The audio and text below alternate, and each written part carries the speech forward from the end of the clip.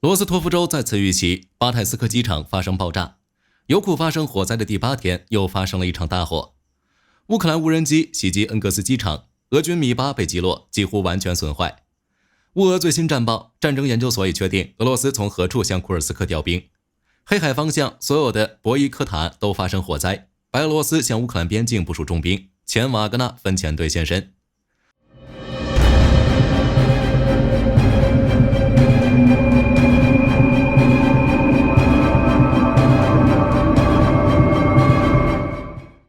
过去1周的时间里，俄军机场的遭遇真是喜闻乐见。斯大林格勒的马里诺夫卡机场、库尔斯克机场、萨瓦斯利卡机场、沃罗涅日机场，还有鲍里索格列布斯克机场全被打了一遍，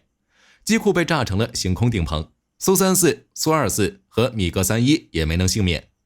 而根据最新消息，罗斯托夫州的巴斯泰克机场再次遇袭，那个烧了6天的油库又被乌军捅了一刀。俄军停放轰炸机的恩格斯机场，乌军也没有放过。8月24日，乌军武装部队对罗斯托夫州的巴塔斯克地区发动了无人机攻击。报道称，当地的俄空天军基地被击中，附近的多个军事单位遇袭，现场传来多起爆炸声。罗斯托夫地区油库发生火灾的第8天，又发生了一场大火。8月25日，普罗列塔尔斯克的油库发生了新的火灾，火势蔓延到了基地西部的油管。8月26日，俄罗斯城市萨拉托夫和恩格斯遭到乌军无人机袭击。在萨拉托夫，一栋38层高的建筑受损；在恩格斯机场，俄军11架突95起飞，大概没有受到太大的损失。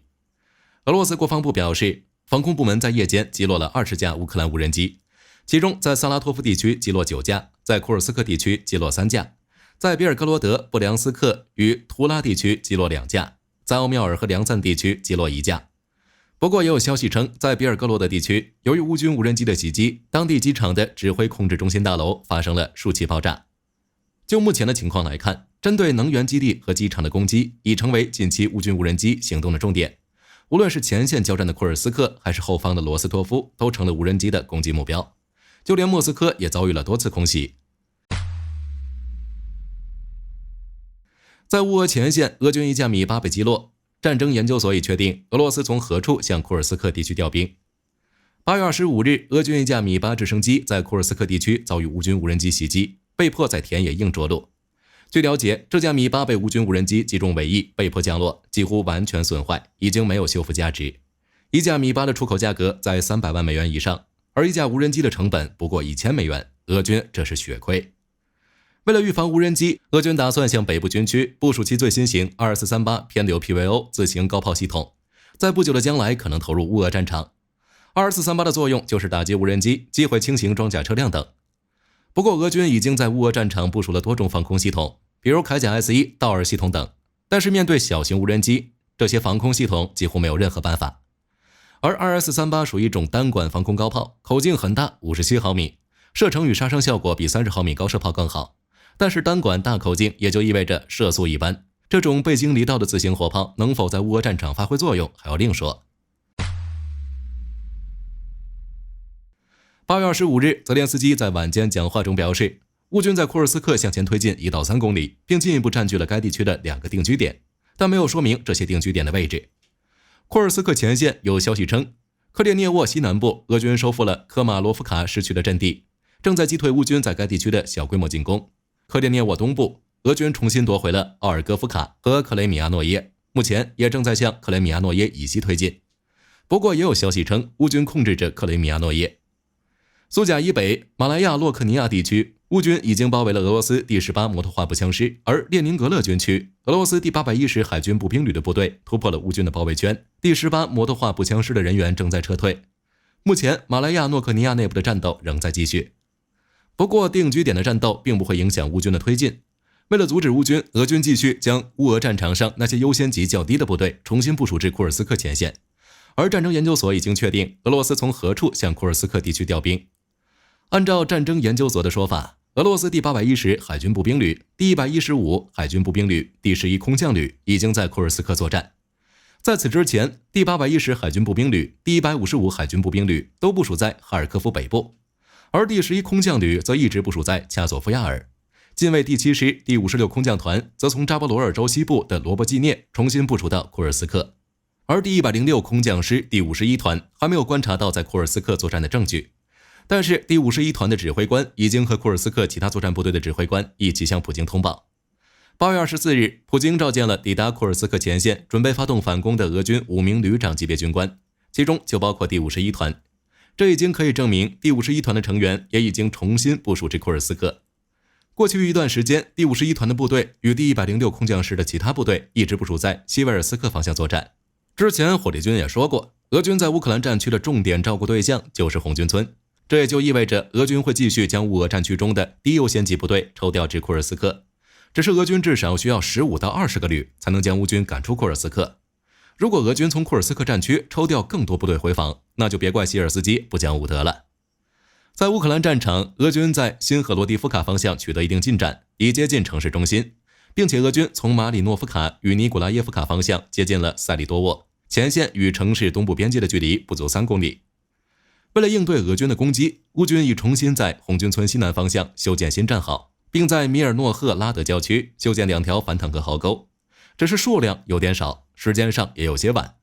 红军村的一个弱点就是广阔平坦的南翼，俄军很可能会在这里投入大量人力。对于乌克兰而言，无论士兵战力有多强，只要人数不够，就很难阻挡俄军的攻势。不过随着秋天的到来，乌克兰进入多雨季节，俄军可能会陷入泥沼。在黑海方向，所有的博伊科塔都着火了。博伊科塔也就是克里米亚海岸附近的钻探天然气和石油平台，俄罗斯在2014年就占据了这些钻井平台。乌俄战争开始后，钻井平台被当作直升机挺击坪，并放置雷达设备。直到2023年9月，乌军才重新夺回这些平台，现在他们又遭到袭击。火力军觉得俄军这是未雨绸缪，防止乌克兰将这些钻井平台用于攻击克里米亚。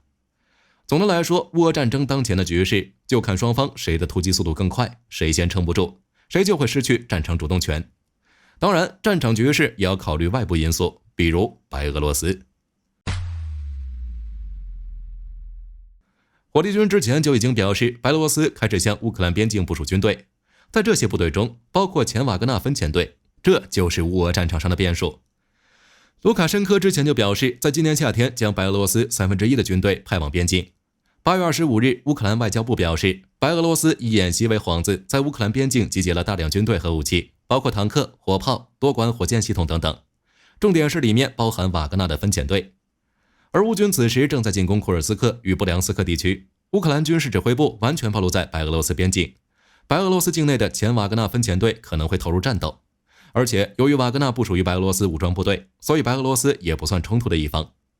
不过按照乌克兰外交部的说法，如果白俄罗斯侵犯乌克兰的国家边界，所有部队、军事设施和补给路线都将成为乌军的合法打击目标。白俄罗斯是否选择赌博还不好说，我们拭目以待。另一边，乌克兰与印度签署双边合作协议之后，泽连斯基表示，乌克兰可以帮助印度摆脱对俄制武器的依赖，并提议由印度举行第2次和平峰会。按照泽连斯基的说法，乌克兰在农业、医疗、安防等领域拥有大量技术成果，包括无人机、海上无人艇与电子战系统，并且可以在发动机方面进行合作。不过就火力军而言，印度想摆脱俄制武器稍微有点难。在过去20年中，俄罗斯为印度提供了 65% 的武器采购，总金额超过600亿美元。加上战机、导弹以及航母上的合作，乌克兰很难完成这个目标。太平洋方向，美军已经没有航母战斗群了。目前美国海军在太平洋的6艘航母中，卡尔文森号刚参加完2024年环太平洋军演，现在已经返回位于加州圣地亚哥的母港进行维护。尼米兹号刚结束为期6个月的定期维护，返回母港华盛顿州布雷默顿待命。里根号已完成从日本横须贺转移至华盛顿州基萨普海军基地，华盛顿号仍停留在圣地亚哥进行预定的港口访问。罗斯福号和林肯号都部署在第5舰队区域，这也就意味着未来至少3周内，太平洋地区将没有美军航母驻守。据美国国防邮报报道，美国国防企业安瑞斯工业公司为美军开发了一款新型反舰巡航导弹，目前已经进行了首次飞行测试。据报道称，这款导弹仅重136公斤，成本大约为30万美元一枚，仅为同类导弹300万美元价格的1/10，其能够与现有的地面舰载和空载发射平台兼容，且具备高亚音速飞行的能力，能够在数百公里外精准摧毁目标船只，可以有效填充美国精准制导弹药缺口。根据计划，这款新型反舰巡航导弹将在2025年年中开始交付首批用户使用。据自由时报8月23日报道，美空军正在建立分布式基地网络，准备把参与空中作战的成员分散到多个较小的基地，包括民用机场或临时建立的简易机场，以降低遭受大规模导弹攻击的风险。不过，相较于这种被动的防御方式，美军更希望能够获得更加强大的主动防御系统。为此，目前美空军和陆军正在联合开发新型防御系统，以对抗巡航导弹和弹道导弹。当然，除了这些必要的硬件防御设施，传统的伪装、隐蔽和欺骗策略仍然有效，但需要进行升级，以适应现代战场环境。除此之外，美空军还在积极寻求新的作战方式，以确保美军机队的生存性与长期战力。据战区8月23日报道，今年4月，挪威北部埃尔文斯航空站的一条关键通信电缆遭到严重破坏。当地警方初步核查后，认定可能是被人为破坏。因涉及到信息安全，此事一直在暗中调查，直到近日才得以对外公开。目前，官方仍未披露被破坏的电缆到底具备何种功能，但挪威警方已证实，电缆的确是被人故意破坏。可惜的是，到目前为止还没有人受到指控，也没有确定嫌疑人。埃文斯航空站位于北极圈以北，对挪威而言，它是挪威皇家空军的2个基地之一，不仅拥有 F-35A 机队，还配备有 P-8A 海上巡逻机机队。除此之外，它还是北约在北方战线的重要防御设施之一，具备发射 NASA-MS 地对空导弹的能力。据马新社8月23日报道，印尼将举办超级加鲁达之盾2024多国联合军事演习，演习时间已定于8月26日至9月6日。除主办国印尼以外，参赛国家还包括美国、日本、澳大利亚、英国等10几个国家。另外，还会有多个国家对其进行观摩。演习内容包括空中突击、两栖登陆、岛屿防卫和实战射击等一系列演训，旨在强化参演国的联合防卫战力。目前已知的参演对象，美国将派出沃森号车辆运输舰、第25步兵师、第11空降师以及陆战队第1远征军。日本将派出第1空降团、水陆机动团。8月22日，斯洛伐克对外宣称，现代化的 EVA M2 榴弹炮已成功完成实弹测试和性能测试。EVA M2 是 EVA 榴弹车的最新型号，与前型号相比，具有更高的机动性、防护性和火力。它加装了自动装弹机，并改进了整个底盘系统，如采用中央承重管，配备前置发动机，优化整个底盘结构，增装装甲驾驶室，为成员提供增强保护，并配备中央轮胎充气和放气系统，使驾驶员能够在行驶过程中精准调整轮胎压力，从而优化其在各种地形中的性能。另外 ，EVA M2 还优化了上级指挥系统和炮兵部队之间的数据传输方式，确保能够与其他战场系统进行无缝集成。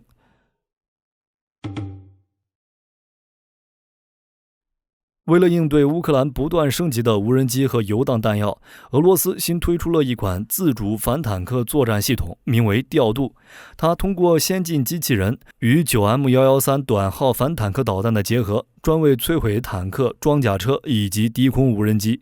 在武器方面，其配备了串联装药高爆反坦克弹头，可以穿透厚度高达1200毫米的装甲，射程在5公里左右。在机动方面，其搭载有 4x4 移动平台，最大续航里程为300公里，最高速度为40公里每小时，且可承载150公斤的重量，允许运输额外的武器或补给品。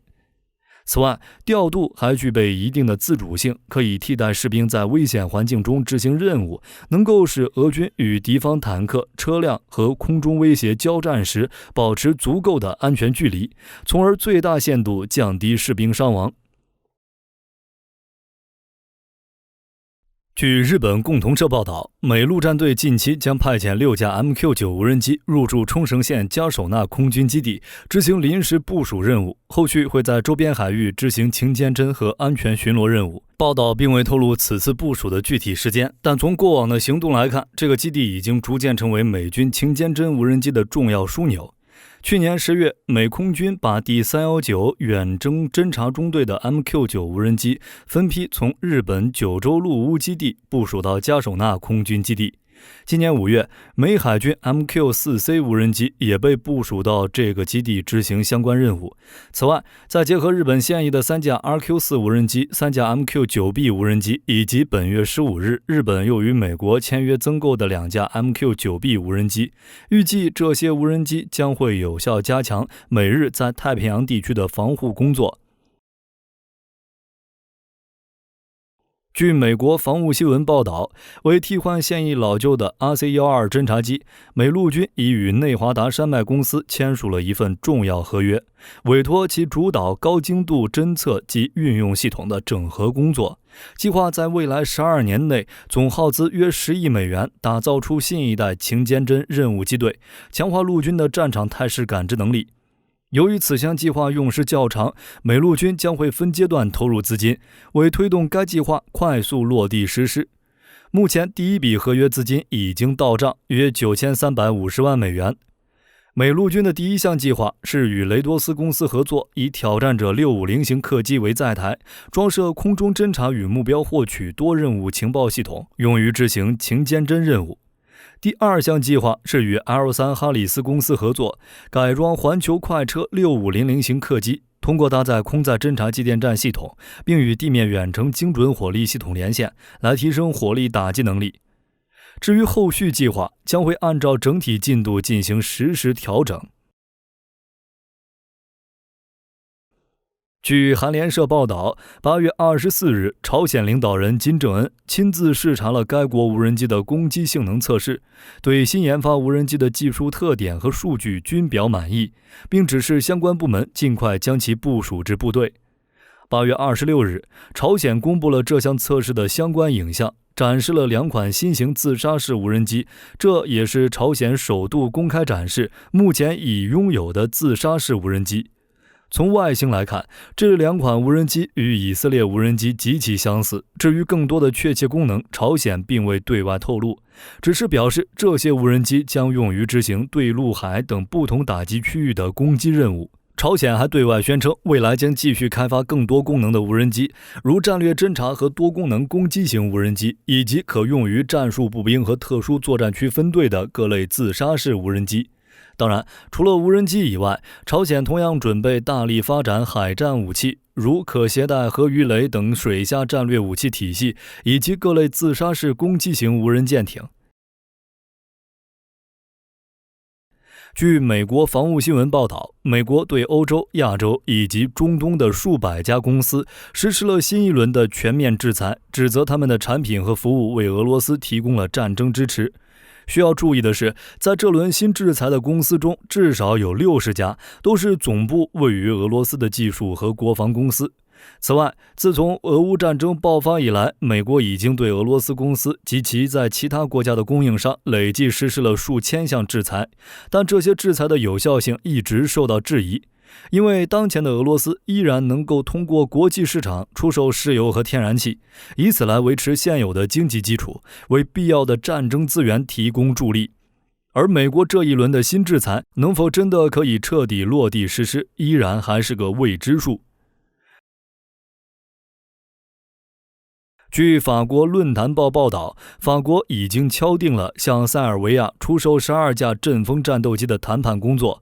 此项协议初定于今年夏季，不过因当时的塞尔维亚与科索沃关系格外紧张，谈判工作几经波折。为确保协议的正常推进，今年7月，法国总统马克龙呼吁全面实施布鲁塞尔奥赫里德协议，致力于维护塞尔维亚和科索沃关系的正常化。可能是为了回馈马克龙的这一行为，塞尔维亚决定在8月29日至30日，也就是马克龙来访期间，正式签署采购阵风战斗机的相关合同。预计此项合作将进一步深化两国的战略伙伴关系。